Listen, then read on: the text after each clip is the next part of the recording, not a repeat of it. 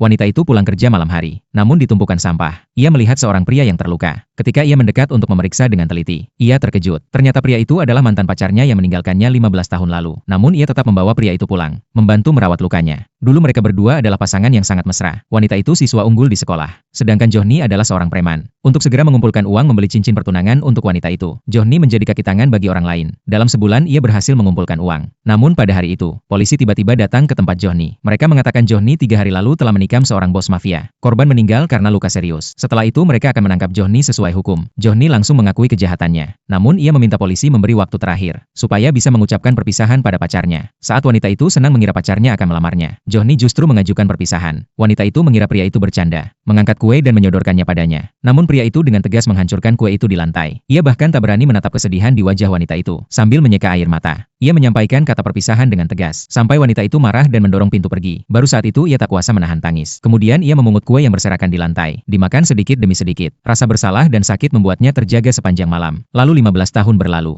Johnny dengan kepandaiannya menjadi kepala mafia yang berkuasa. Namun kali ini ia terluka parah karena dikejar musuh. Ia tak pernah menyangka bahwa dalam kondisi seperti ini ia akan bertemu lagi dengan wanita itu. Wanita itu melihat dan membawa pulang untuk dirawat. Hingga keesokan harinya, pria itu bangun, melihat foto di meja, baru sadar, yang menyelamatkannya adalah mantan pacarnya sendiri. Johnny merasa wanita itu pasti masih membencinya, maka ia diam-diam pergi. Namun rasa rindu dan ketidakmampuannya lepas dari wanita itu, menarik perhatian Annie. Ia mengira ada wanita lain yang mendekati Johnny. Saat wanita itu kembali, Annie mendekat dan memperingatkan, Johnny sekarang adalah kepala mafia. Ia menyuruh wanita itu melupakan Johnny. Wanita itu menjelaskan bahwa ia tidak menggoda Johnny. Mereka sudah saling kenal belasan tahun. Mendengar nama wanita itu, Annie langsung berbohong, mengatakan dirinya adalah orang yang paling dibenci Johnny. Johnny dulu susah payah menyingkirkannya. Sekarang ia kembali datang mendekati Johnny. Saat pergi, Annie juga berbohong, mengatakan dirinya adalah istri Johnny. Bahkan mengklaim mereka sudah memiliki 3 anak. Wanita itu menahan diri agar tetap tenang, namun hatinya sangat terluka. Sebenarnya Johnny tidak pernah menikah. Selama 15 tahun ia selalu merindukan wanita itu, dan Annie hanyalah seorang temannya. Saat anak buah Johnny menelusuri wanita itu, mereka mengetahui bahwa karena merawat ibu yang koma, ia harus meninggalkan pekerjaan yang baik. Kini ia hanya bisa hidup dari pekerjaan sederhana. Mendengar wanita itu masih lajang, Johnny semakin terharu. Ia langsung mencari wanita itu di tempat kerjanya. Namun ia tak berani mengaku, hanya mengamati dari jauh. Melihat wanita itu hidup susah, hati Johnny hancur. Ia lalu menyerahkan sejumlah uang melalui orang lain kepada wanita itu. Setiap hari selanjutnya, Johnny selalu muncul di tempat wanita itu bekerja. Hingga suatu hari, ia tak tahan lagi. Akhirnya mendekati wanita itu. Mereka saling bertatapan, seolah semua kata-kata telah tersampaikan. Johnny membawa wanita itu masuk ke mobil. Namun wanita itu langsung menolak. Ia mengatakan mereka sudah berpisah, bahwa kini ia tak pantas untuk Johnny. Ia lalu turun dan pergi. Namun Annie menyaksikan semuanya. Ia yakin wanita itu ingin balikan. Malam itu, Annie datang bersama sekelompok preman, merusak lapak wanita itu. Saat itu Johnny sedang menuju pasar malam. Namun ia tiba-tiba merasa ada firasat buruk. Di sisi lain, wanita itu terus memohon pada Annie. Namun Annie tak peduli. Seorang nenek ingin menelepon polisi. Annie memperingatkan